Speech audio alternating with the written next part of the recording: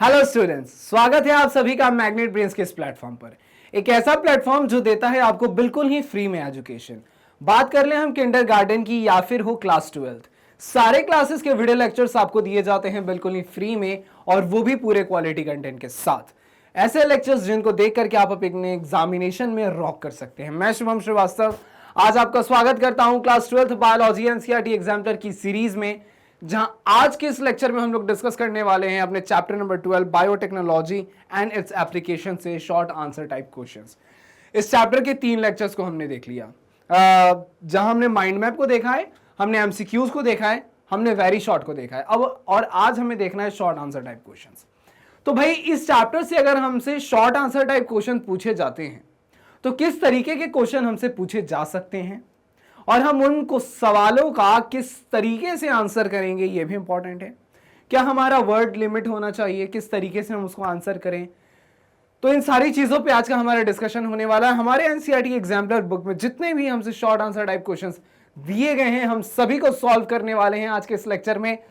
तो एक एक करके देखते हैं कि भाई पहला सवाल हमारे सामने क्या आ रहा है। देखिए पहला सवाल आ गया हमारे सामने। पहला सवाल हमसे यही कह रहा है कि जीन एक्सप्रेशन, तो जीन एक्सप्रेशन के बारे में कुछ बात की जा रही है। कह रहा है कि ये जो जीन एक्सप्रेशन है, gene expression can be control with the help of RNA. तो यहां पर आरएनए के मदद से क्या हो रहा है, जीन एक्सप्रेशन को कंट्रोल किया जा रहा है। Explain the method with an example. तो इस मेथड को देखना है, समझना है with the help of an example. एक एग्जाम्पल के बारे में बात करना है। तो देखिए इसको जीन एक्सप्रेशन जो आरएनए के से हो रहा है, आरएनए के मदद से, इसके बारे में डिस्कशन है। कहता है कि gene expression can be control with the help of RNA by the method called RNA interference, जिसको हम शॉर्ट में आरएनएआई भी लिखते हैं।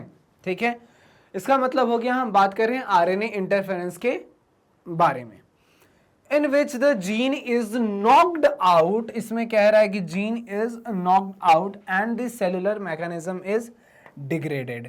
और फिर क्या होता है कि सेलुलर मैकेनिज्म जो है वो डिग्रेड होता है।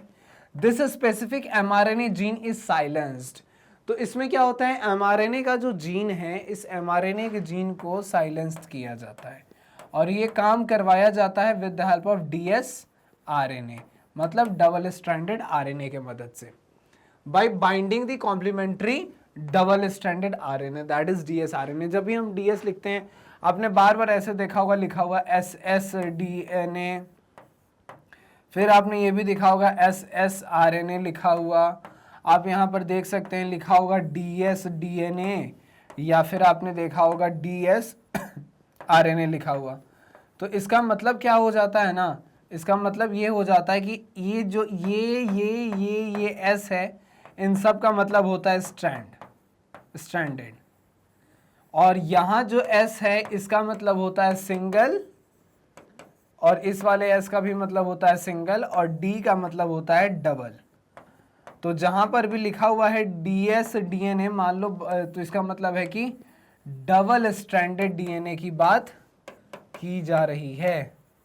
ठीक है, तो इसका मतलब ये होता है। वही यहाँ पर जो लिखा है कि dsRNA मतलब डबल स्टैंडर्ड आरएनए की बात की जा रही है to mRNA which inhibits the translation process, और इसके मदद से क्या होता है, ट्रांसलेशन का जो प्रोसेस है उसको रोक दिया जाता है।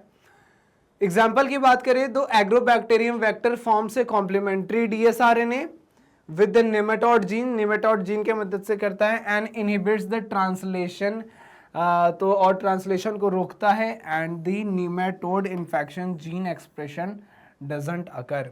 और तो फिर नेमेटोड का जो जीन का जो एक्सप्रेशन है, इन्फेक्शन है, वो नहीं हो पाता है। तो ये रहा इस क्वेश्चन का आंसर, आप इसको नोट कर लेंगे। फिर हम चलेंगे आगे अपने अगले सवाल, क्वेश्चन नंबर 2 के तरफ। देखेंगे दूसरा सवाल हमसे क्या पूछा जा रहा है। फिर कहता है दूसरा सवाल हमारे सामने है, कह रहा है कुछ ऐसा कि ignoring our traditional knowledge can be prove costly in the area of biological patenting. 2-3 चीज़ों को हमें ध्यान रखना है। एक बायोलॉजिकल पेटेंट का बात किया जा रहा है, और दूसरा बात किया जा रहा है हमारे ट्रेडिशनल नॉलेज के बारे में। तो यहाँ पर सवाल कह रहा है कि हमारा जो ट्रेडिशनल नॉलेज है इसको इग्नोर करके can be prove costly in the area of biological patenting. तो जो हमारा बायोलॉजिकल पेटेंट बायोलॉजिकली पेटेंट का जो बात है, मतलब बायो पेटेंट जिसको हम बोलते हैं, बायो पेटेंट हमारे ये हम क्या कर रहे हैं, बायो पेटेंटिंग को हम महंगा करते जा रहे हैं जैसे हम अपने ट्रेडिशनल नॉलेज को इग्नोर करते चले जा रहे हैं। इसको समझते हैं कुछ ऐसे कि अगर हम अपने भारत देश की बात करें तो हमारे पास बायोडाइवर्सिटी बहुत ही अच्छी है। बायोडाइवर्सिटी की अगर हम बात करें तो इंडिया में बहुत अच्छा रीज़न है। हम इंडिया में अगर बात करते हो तो ये एक ऐसा देश है जिसमें कि एक साथ आपको सूखा भी देखने को मिल जाएगा किसी न किसी एरिया में, तो कहीं ना कहीं आपको बाढ़ आया हुआ रहेगा। सेम टाइम पे किसी देश में बर्फ़ भी गिर रही है तो सेम टाइम पे इस देश में एक ऐसा भी जगह है जहाँ पर आपको बहुत ज़्यादा गर्मी है। तो मतलब ये ऐसा देश है कि जहाँ पर आपको हर तरीके का मौसम, हर तरीके का इन्वायरमेंट, मतलब बायोडाइवर्सिटी बहुत ही उत्तम है हमारे इस देश की। वही कहता है कि India is one among the developed countries and very rich in biodiversity. इसका कहने का मतलब है कि अमॉन्ग द डेवलप्ड कंट्री है एंड बहुत रिच है in the field of biodiversity when compare to other developed countries. तो दूसरे डेवलप कंट्रीज की अगर हम बात करें तो उसके मुकाबले हमारा जो ये भारत देश है इसके बायोडाइवर्सिटी जो है वो बहुत ही रिच है। हमारे कुछ पुराने, कुछ ट्रेडिशनल, कुछ नॉलेज हैं, कुछ तो उन सब का यूज़ करके बहुत ये जो है हमारा ये जो बायोटेक्नोलॉजी के फील्ड में बहुत हम मदद कर सकते हैं। लेकिन यहाँ पे कह रहा है कि उस चीज़ को इग्नोर किया जा रहा है। कह रहा है कि if the countries like India don't have this proper biological patenting rules for its traditional knowledge, then the developed countries would keep on exploiting resources without giving any due credit or compensation। सीधी सी बात है कि जैसे हमने एक example देखा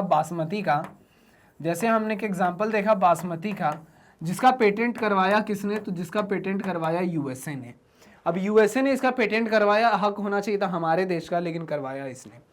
तो कहने का मतलब वही है कि अगर हम इसको पेटेंट नहीं करवाते हैं अपने ट्रेडिशनल नॉलेज वालों को, जो हमारी पुरानी पद्धतियां हैं उनका अगर हम लोग पेटेंट नहीं करवाते हैं, तो कोई दूसरा देश इस पे करवा करके इसको यूज़ कर सकता है, यूज़ करता है, और उसको यूज़ करने के बाद किसी तरीके का क्रेडिट नहीं दे रहा है। तो यही चीज़ इस क्वेश्चन का कहना था।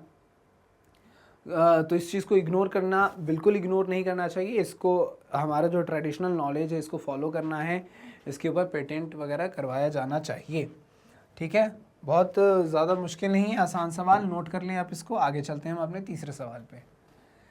देखिए तीसरा सवाल हमारे सामने आ गया है। तीसरा सवाल हमसे क्या कहता है, एक नज़र डालेंगे। तीसरा सवाल हमसे कहना चाह रहा है कि highlight any 4 areas where genetic modification of plants has been useful. मतलब सवाल क्या है, हाईलाइट करना है एनी 4 एरियाज, किसी 4 एरिया के बारे में हमें डिस्कस करना है, where genetic modification of plants has been useful. तो जहां पर क्या है, genetic modification of plant has been useful.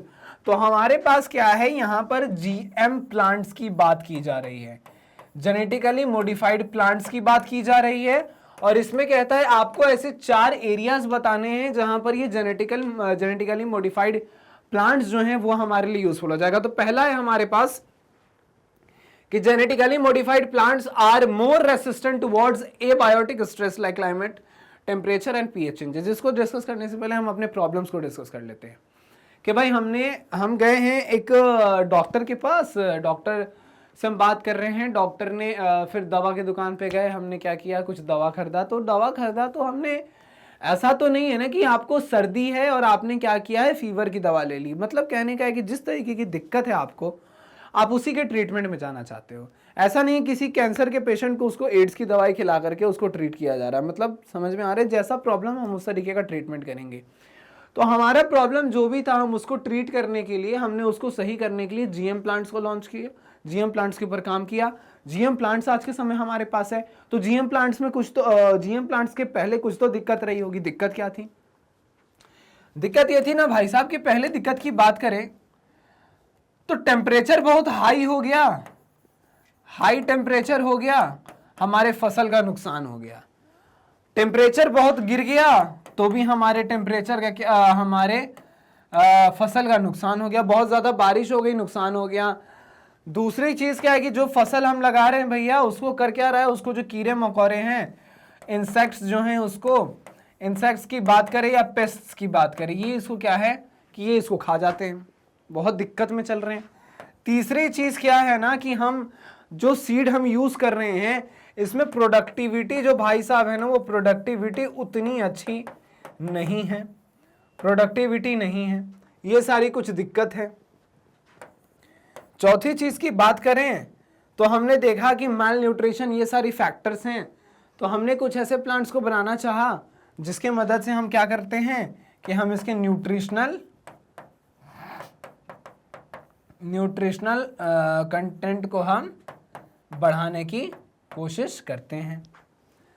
तो पहला पॉइंट वही कहता है कि genetically modified plants are more resistant toward the abiotic stresses like climate, temperature and pH changes. तो जीएम प्लांट जो हमने बनाया, इसकी खासियत ये है कि इसके मदद से चाहे कितना भी क्लाइमेट चेंज हो जाए, मतलब क्लाइमेट ऐसा नहीं कि सीधा उल्टा हो जाए तो फर्क नहीं पड़ेगा, मतलब कि अगर क्लाइमेट चेंज होता है तो ये प्लांट्स के पास क्षमता है कि वो उसको सह सके। टेम्परेचर चेंज होता है तो इसके पास क्षमता है कि उसको सह सके। पीएच चेंज में भी अपने आप को मतलब मेंटेन रख सकता है। तो ये कुछ चीजें हैं about the genetically modified plants के बारे में, ठीक है। सेकेंड पॉइंट कहता है कि chemical pesticides are restricted which enhances crop production. तो यहाँ पर केमिकल पेस्टिसाइड्स को जो है वो केमिकल पेस्टिसाइड्स वगैरह का जो पहले यूज़ किया जा रहा था, उसके भी यूज़ के बिना भी हम क्या कर सकते हैं, पेस्ट वगैरह से बच सकते हैं। काफ़ी ज़्यादा आसान, काफ़ी ज़्यादा सही चीज़ हो जाएगा हमारे लिए। तीसरे पॉइंट के बारे में कहता है कि genetically modified plants are used in the grow crops with the higher nutritional value like starch, protein and vitamins. Higher nutritional value की तो बात इसने कर दी। और चौथा पॉइंट इसने ये नहीं लिखा कि हाई यील्ड वैरायटी सीड्स को भी हम बना सकते हैं, बनाते हैं। ज़्यादा से ज़्यादा हाई यील्ड वैरायटी का सीड मिलेगा तो प्रोडक्टिविटी जो हमारी है यहाँ पे, ये प्रोडक्टिविटी जो घटी हुई थी ये क्या हो जाएगी, इंक्रीजेस, ये बढ़ जाएगी, ठीक है। तो ये कुछ चीज़ें हैं, कुछ इंपॉर्टेंट चीज़ें हैं जो हम करते हैं जेनेटिकली मॉडिफाइड प्लांट्स से, हम ये फ़ायदा लेना चाह रहे हैं, राइट। इसको भी आप नोट कर लो, इसका भी आप स्क्रीनशॉट निकाल लो। फिर हम चलते हैं अपने अगले सवाल, क्वेश्चन नंबर 4 की तरफ, और देखते हैं कि हमसे चौथा सवाल क्या पूछा जा रहा है। चौथे सवाल पे हम आ चुके हैं। चौथा सवाल हमसे कहता है कुछ ऐसा कि what is recombinant DNA vaccine, give 2 examples. तो रिकॉम्बिनेंट डीएनए वैक्सीन कौन से वैक्सीन है, 2 एग्जांपल के साथ बताना है। तो रिकॉम्बिनेंट डीएनए वैक्सीन वो वैक्सीन्स हैं जिनको रिकॉम्बिनेंट डीएनए टेक्नोलॉजी के मदद से बना करके हम तैयार करते हैं। It involves the construction of plasmid. इसकी बात करें तो इसमें construction of plasmid using A copy of DNA from the pathogen with the empty plasmid. इसके एग्जांपल की बात करें तो जैसे हमारे पास हेपेटाइटिस बी का वैक्सीन है या फिर जापानीज एंसेफ्लाइटिस का वैक्सीन है, ये इसके कुछ एग्जांपल्स हैं। किसके, तो रिकॉम्बिनेंट डीएनए वैक्सीन्स के ये एग्जांपल्स हैं। इसको भी आप नोट कर सकते हैं, आप इसको भी स्क्रीनशॉट निकाल सकते हो। फिर हम चलते हैं अपने अगले सवाल, क्वेश्चन नंबर 5 की तरफ, और डिस्कस करते हैं अपने 5वें सवाल को, राइट। ये रहा हमारे सामने हमारा 5वां सवाल। क्या कहता है, एक नजर डालेंगे। कहता है कि why is it that the line of treatment for a genetic diseases is different from the infectious disease। मतलब यहाँ पे सीधा सीधा इसने कह रहा है, इसका कहना है कि एक तरफ हमारे पास है जेनेटिक डिजीज, एक तरफ है हमारे पास जेनेटिक डिसीज, और एक तरफ है हमारे पास इन्फेक्शियस डिजीज, ठीक है। एक तरफ है जेनेटिक डिजीज और एक तरफ है इन्फेक्शियस डिजीज, फाइन। इन दोनों में कह रहा है कि इन दोनों डिजीज को जब ट्रीट हम करते हैं, इसका थोड़ा लाइन ऑफ ट्रीटमेंट जो है, लाइन ऑफ ट्रीटमेंट की बात करें तो ये अलग अलग है, ठीक है। तो उसी के बारे में डिस्कस करना है। देखिए, इन्फेक्शियस डिजीज की अगर हम बात करें तो इन्फेक्शियस डिजीज में अगर कोई पैथोजन है, ये पैथोजन जो है ये बाहर से आता है और ये पैथोजन इंटर करता है कहाँ पे, तो इंटर करता है किसी होस्ट में। ये होस्ट में इंटर करके इन्फेक्शन क्रिएट करता है। इन्फेक्शन कहने का मतलब है कि वही डिस्टर्बेंस, ये डिस्टर्बेंस जो है ये क्रिएट करता है, और ये डिस्टर्बेंस जो ये क्रिएट करता है तो इसके कारण क्या होता है कि जो भी इंसान है वो बीमार पड़ जाता है। तो हमारा टारगेट क्या होता है कि सीधा सीधा हम इस पैथोजन को किल करेंगे, और इस पैथोजन के आने से जो तकलीफें हुई हैं शरीर में, जो दिक्कत आई है, हम उसको ट्रीट करेंगे, बात करेंगे, एंड देन फाइनली हम क्या करेंगे, इस इन्फेक्शियस डिजीज से हम फाइट कर लेंगे, ठीक है। जेनेटिक डिजीज की बात करें तो यहाँ पर जो हमारा जेनेटिक मटेरियल है, फॉर एग्जांपल डीएनए, इसके सीक्वेंसिंग में, इसके सीक्वेंस की बात करें तो इसमें किसी तरीके का फॉल्ट आता है, ठीक है। अब इसमें फॉल्ट आने के कारण क्या होता है कि यहाँ पर किसी तरीके का एक जेनेटिक डिजीज हमें देखने को मिलता है। अब जरूरत है कि जब ये इधर डीएनए का सीक्वेंस जब यहाँ पर गड़बड़ाया है तो हम इसको कैसे ट्रीट करेंगे?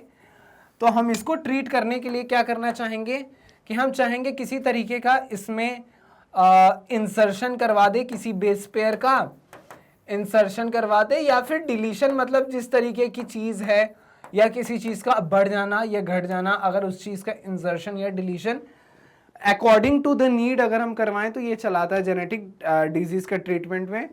और यहीं पे है फॉर एग्जांपल कि अगर हम इसी की बात करें तो अगर ये कोई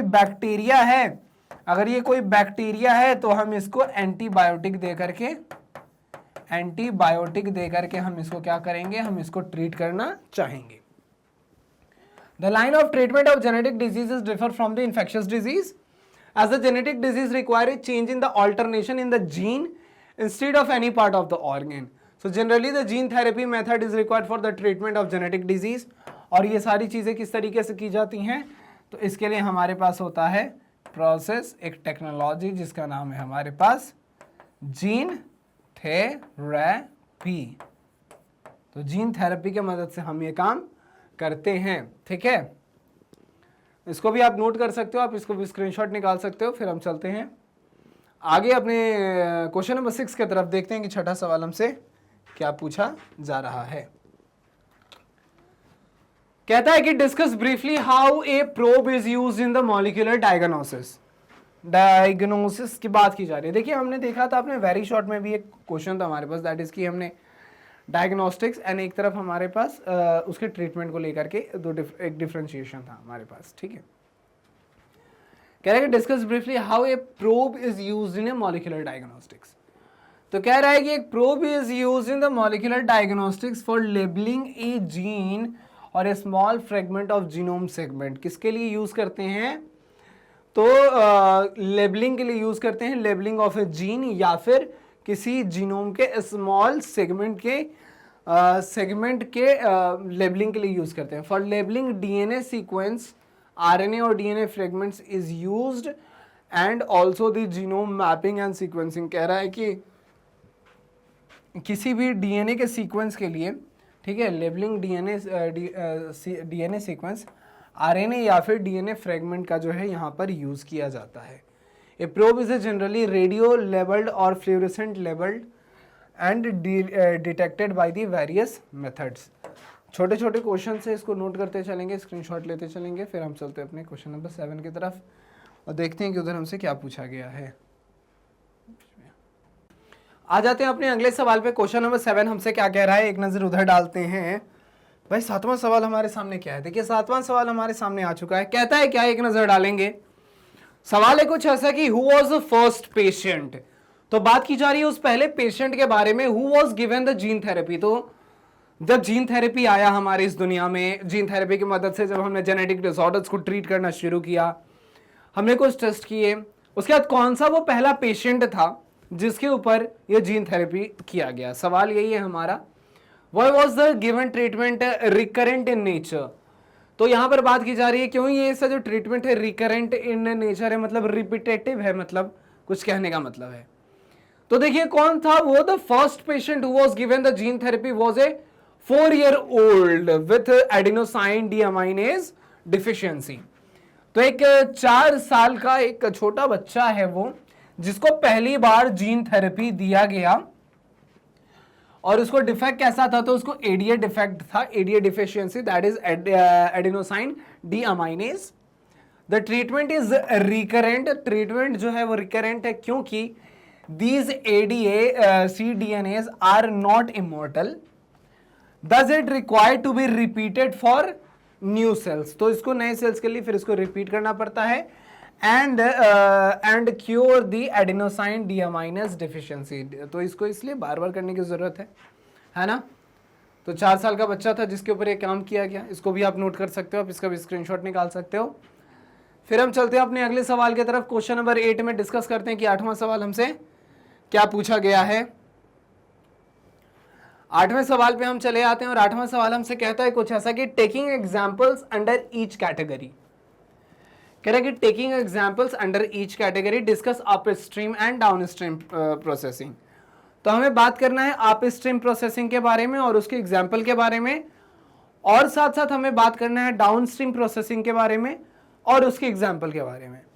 पहले हम अपस्ट्रीम प्रोसेसिंग को डिस्कस करते हैं। तो upstream processing is the method and technique which are involved in the isolation of DNA.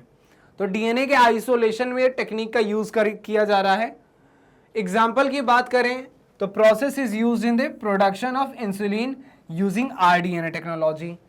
तो rDNA technology, recombinant DNA technology की मदद से इंसुलिन की प्राप्ति करना। और वही कह रहा है कि down stream processing is the separation, purification, quality control and clinical trials of A product before commercially selling it. तो किसी भी प्रोडक्ट को कॉमर्शियली बेचने से पहले उसका सही से उसका क्या करना, उसका सेपरेशन करना, उसका प्यूरिफिकेशन करना, उसका क्वालिटी चेक करना, क्वालिटी कंट्रोल, क्लिनिकल ट्रायल, ये सब करना इसके अंदर आता है। एग्जांपल्स है production of alcohol in bioreactor, ये सारी चीज़ें जो होती हैं, ठीक है। तो बायोरिएक्टर का इसमें अल्कोहल, बायोरिएक्टर में अल्कोहल का बनना इसका एग्जांपल हो जाएगा, राइट। आगे चले अपने क्वेश्चन नंबर 10 की तरफ। ये रहा हमारा क्वेश्चन नंबर 10, सॉरी 8 के बाद आ गए हम क्वेश्चन नंबर 9 की तरफ। 9th क्वेश्चन हमसे कहता है क्या कि डिफाइन एंटीजन एंड एंटीबॉडी, दो ऐसे वर्ड जो हम काफी समय से सुनते आ रहे हैं।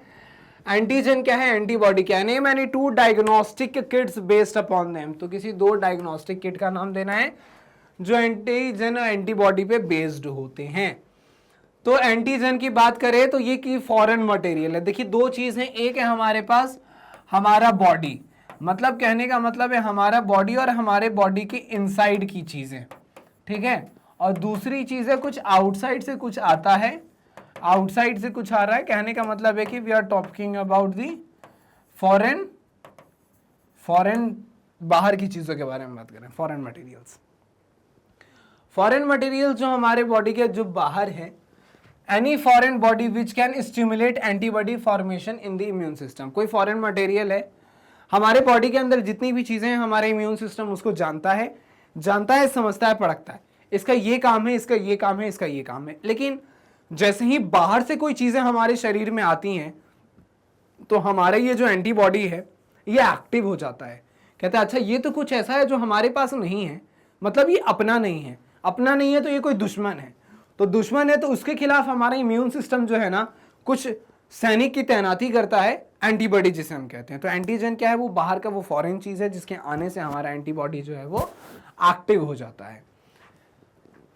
फिर कहता है कि भाई एंटीबॉडी क्या है, तो antibody is a glycoprotein produced by the immune system of the defence purpose. तो एंटीबॉडी कुछ नहीं है, इसको हमारे इम्यून सिस्टम में प्रोड्यूस किया है। ये एक तरीके का ग्लाइकोप्रोटीन है। मकसद ये है कि बाहर से जो चीजें आ रही हैं उसके खिलाफ लड़ना है, इसको डिफेंस करना है इसको। तो डिफेंस मैकेनिज्म का काम होता है, ये हमारा एंटीबॉडी है। टू डायग्नोस्टिक टेस्ट की बात करें तो एक हमारे पास है that is ELISA for AIDS and number 2 is pregnancy test. तो दो है हमारे पास, ELISA for AIDS and pregnancy test, ये दो हमारे पास डायग्नोस्टिक किट्स है हमारे पास। इसको भी आप नोट कर सकते हो, इसको भी स्क्रीनशॉट निकालो। फिर हम चलते हैं अपने अगले सवाल क्वेश्चन नंबर 10 की तरफ। देखते हैं कि हमसे हमारा 10वां सवाल क्या पूछा जा रहा है। क्वेश्चन नंबर 10 पे हम आ चुके हैं। क्वेश्चन नंबर 10 हमसे कहता है कुछ ऐसा कि ELISA technique is based on the principle of antigen antibody interaction. मतलब कि एलाइसा टेस्ट की बात अगर हम करें तो एलाइसा टेस्ट किस पर बेस्ड है, तो एंटीजन एंटीबॉडी इंटरैक्शन पर ये बेस्ड है। Can this technique used in the molecular diagnosis of genetic disorder, जैसे कि हो गया फिनाइलकेटोन्यूरिया।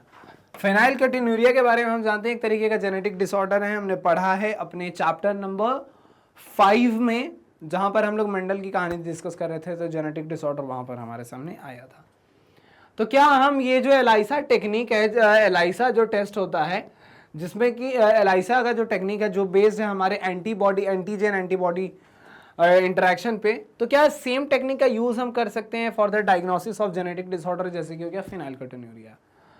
तो देखिए इसका कहना है कि बिल्कुल किया जा सकता है। ELISA can be used to detect the presence of phenylketonuria. The patient in which the enzyme antibody complex enzyme is absent will give the negative test and would prove the absence of enzyme.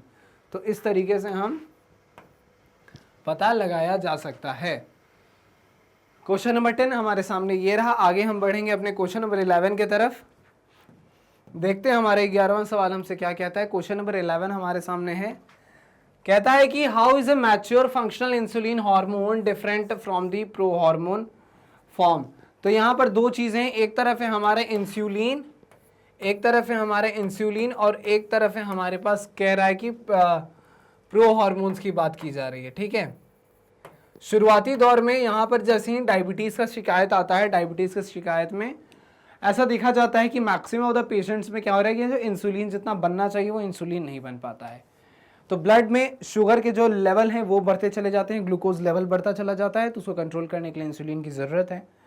Initially हम insulin को जब हमने extract किया था तो वो human के body के अंदर जाकर के बहुत तरीके का इन्फेक्शन क्रिएट कर रहा था, जस्ट बिकॉज कि वो प्योर नहीं था।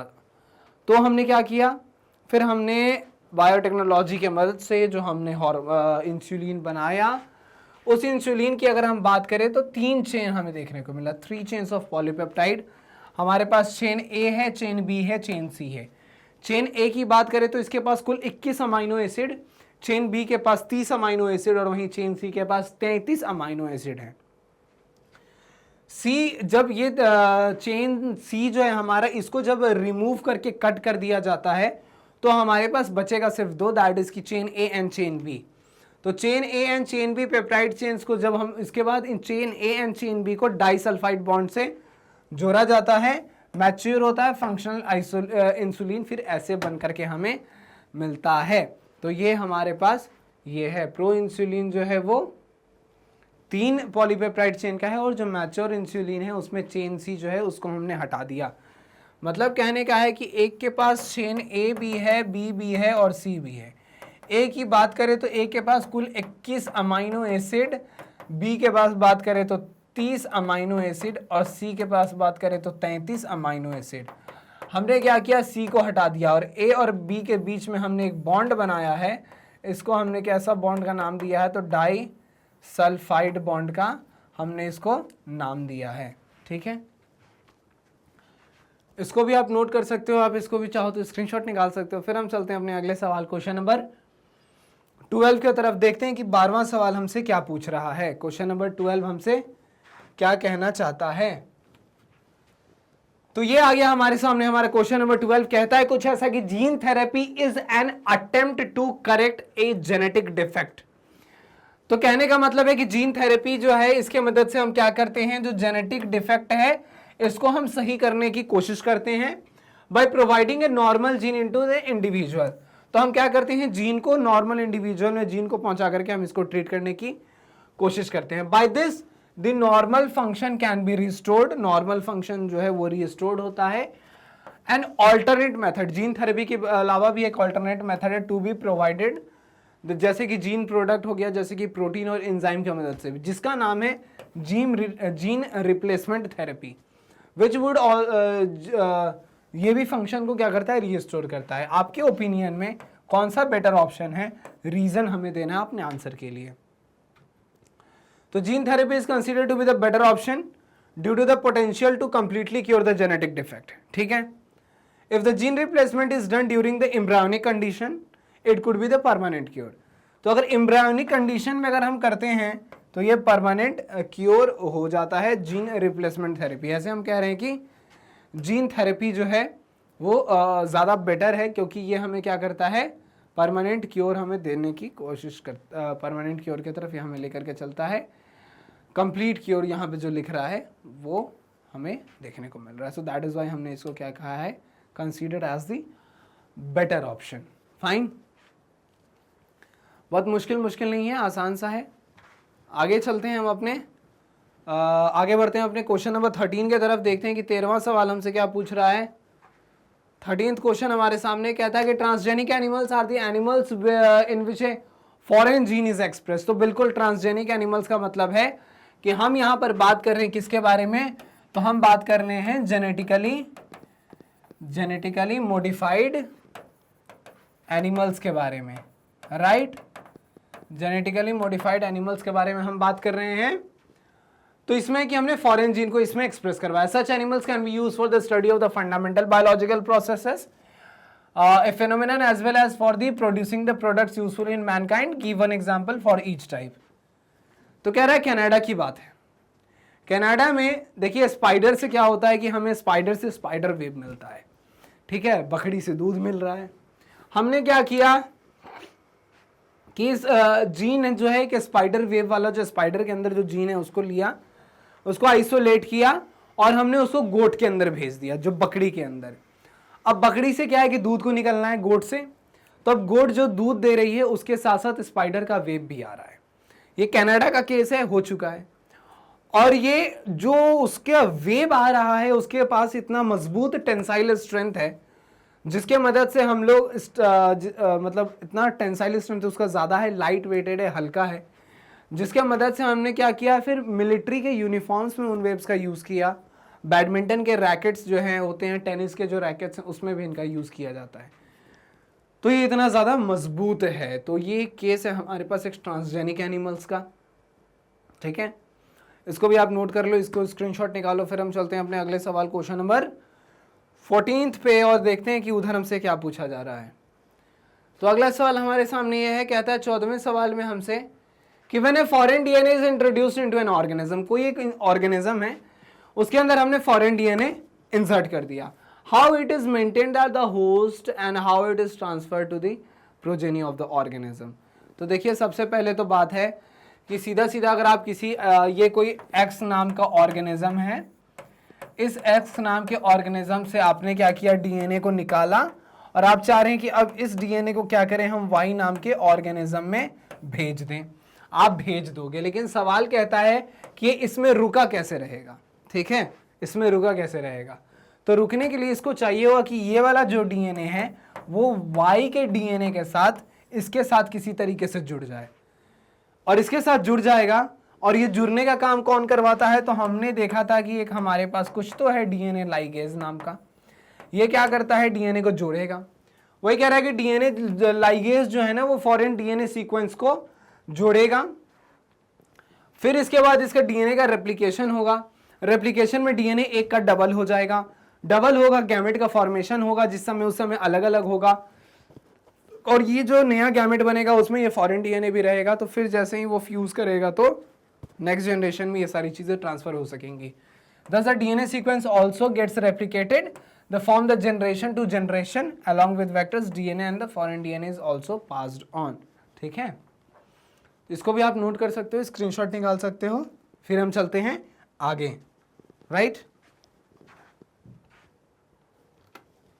क्वेश्चन नंबर 15, क्वेश्चन नंबर 15 हमसे कहता है कि BT cotton is resistance to pest. तो बिल्कुल बीटी कॉटन जो है वो पेस्ट से रेसिस्टेंस है, सच एज लेपिडोपेट्रॉन, डाइपेट्रांस एंड कोलियोपेट्रॉन्स। फिर कहता है कि क्या ये बीटी कॉटन जो है वो दूसरे पेस्ट से भी रेसिस्टेंट है। तो बात है ना कि बीटी कॉटन की खास बात है कि स्पेसीज स्पेसिफिक है। कहने का मतलब है स्पेशीज स्पेसिफिक, कहने का मतलब है कि ये कुछ ही स्पेशीज है जिससे ये बच सकता है, आप सबसे नहीं बच सकता है। तो वही चीज कह रहा है, चूंकि ये स्पेशीज स्पेसिफिक है, नैरो स्पेक्ट्रम बायोपेस्टिसाइड, तो इसलिए क्या होगा कि ये कुछ ही चुनिंदा इंसेक्ट्स जो कि लेपिडोपेट्रॉन हो गए, फिर हो गया डाइप्ट्रांस हो गया, या फिर कोलियोपेट्रांस हो गए, इनसे ही बच सकता है। इसके अलावा ये इससे ज़्यादा ये किसी से नहीं बचेगा, ठीक है। चूंकि क्या है, ये स्पेशीज स्पेसिफिक होता है, राइट। आगे चलें, कोई डाउट यहाँ तक? डाउट है तो आप बिल्कुल कमेंट बॉक्स में पूछ सकते हैं। तो इसी के साथ हमने कंप्लीट किया है अपने शॉर्ट आंसर टाइप क्वेश्चन को अपने इस चैप्टर से, बायोटेक्नोलॉजी एंड इट्स एप्लीकेशन। इस चैप्टर से बच रहे हैं 2 लेक्चर्स और लॉन्ग एंड केस बेस्ड, वो भी हम आपको मिल जाएगा बहुत ही जल्द, ठीक है। कोई डाउट है आपके मन में तो आप बिल्कुल ही पूछ सकते हैं। साथ साथ एक और इन्फॉर्मेशन आपके लिए, that is about magnet base, ऐसा प्लेटफॉर्म जो देता है आपको बिल्कुल ही free and quality education from kindergarten to class 12। यहाँ पर आपसे किसी भी वीडियो लेक्चर्स को देखने के लिए किसी तरीके का चार्ज नहीं लिया जाता है। सारे लेक्चर्स को आप एक्सेस करते हैं बिल्कुल ही फ्री में। CBSE English medium, CBSE Hindi medium, different state boards, competitive exams like NTSC, olympiad, CET, सबके वीडियो लेक्चर्स अवेलेबल है हमारे यूट्यूब चैनल पर बिल्कुल ही फ्री में। वीडियोस आपको यहाँ नहीं मिल रही हैं, आप डाउनलोड कर लें हमारे ऐप को, या फिर आप विजिट कर सकते हैं www.magnetbrains.com। यहाँ पर आकर के आपको अपने क्लास को चुना है, सब्जेक्ट पे जाना है, उसके बाद अपने चैप्टर को चुनिए, लेक्चर्स को चुनिए, वीडियो को एंजॉय करिए एंड एग्जामिनेशन में रॉक करिए। तो इन्हीं अच्छे बातों के साथ हंसते रहिए, मुस्कुराते रहिए और पढ़ते रहिए मैग्नेट ब्रेन्स के साथ। Tata, thank you, bye bye.